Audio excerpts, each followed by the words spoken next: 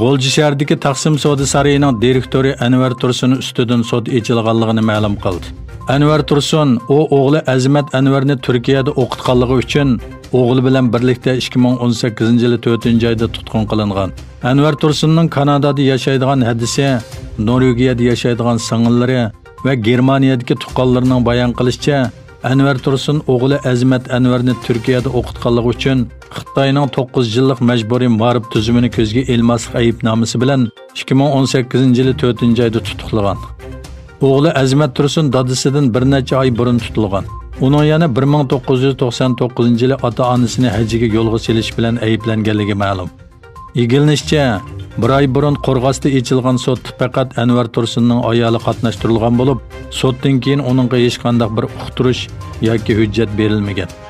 Anvar Tursunning urug' tuqqanlari o'zlari yashayotgan davlatlarning hukumatlarini va xalqaro kishilik huquq tashkilotlarini Anvar Tursunning qo'yib berilishi uchun Xitoyga besim ishlatishga chaqirdi.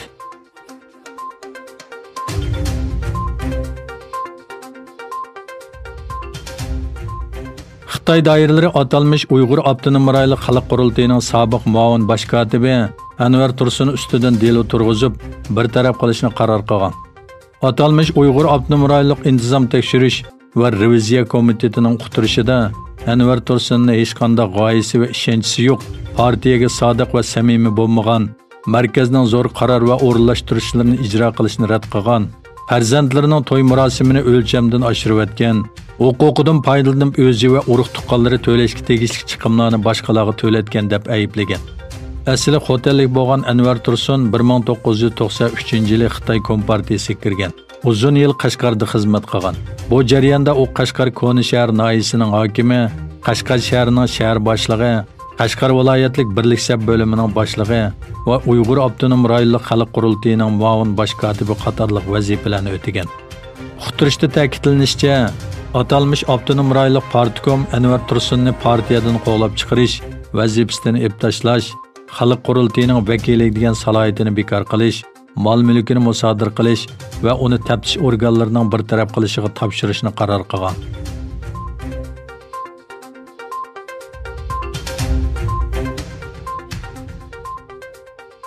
Xitoy Tashqi ishlar ministrligining bayonotchisi Hua Chunying qarorlik muxbirlarni kutilish yig'inida yaqinda yuz bergan jiddiylikni hal qilish uchun Xitoy bilan Hindiston orasida elib berilayotgan suhbatlar haqida to'xtaldi.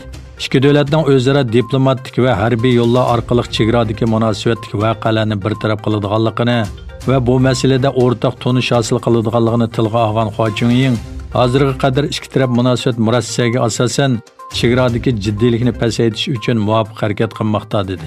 Hindiston amaldorlari 5-oyning 5-ida Xitoy askarlarining 3 nuqtadan Ladakh rayoniga kirganligini va bu yerda chidir va harbiy qarovulxona qurganligini aytgan edi. Askarlarning rayondan ayrilish uchun ko'p qatam qilingan og'zaki ogohlantirishlarga diqqat qilmaganligi bayon qilindi.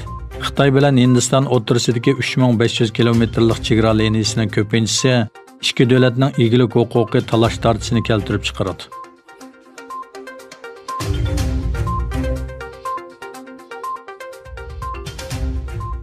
İran Rossiya bilan Xitoyni Birlashgan Davlatlar Tashkilotining bu yil oktyabrda to'shadigan qurol embargosining uzartilishiga qarshi turishga chaqirdi.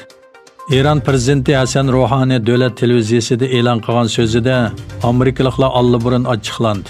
Ular bu masalani Birlashgan Davlatlar Tashkiloti bexatarlik kengashiga ilib bormoqchi. Biz Birlashgan Davlatlar Tashkiloti bexatarlik kengashining 4 doimiy a'zosining Amerikaga qarshi turishini umid qilamiz. Bo'libmi Rossiya bilan Xitoyning Amerikaning planiga qarshi turishini umid qilamiz. Amerika muvaffaqiyat qozonolmaydi. Embargo jarayonidagi o'xshashlar mudofaa iqtidorimizni davomli oshiramiz dedi.